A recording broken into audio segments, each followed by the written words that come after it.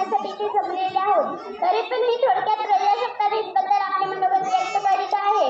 बोली है गलत भाषा है खुदा पर हम सब का एक वतन है. सर्वांना माझा नमस्कार. माझे नाव एंजल सैफुल्ला नेवार. आज 26 जानेवारी म्हणजे आपल्या भारत देशाचा प्रजासत्ताक दिन. आपण इथे साजरा करण्यासाठी जमलेले आहोत. प्रजासत्ताक दिन हा एक राष्ट्रीय सण आहे. या दिवशी सन 1950 मध्ये भारताचे संविधान अंमलात आहे व आपल्या भारत देशाला मूलभूत हक्क व अधिकार दिले. हा दिवस आपल्याला शिकवते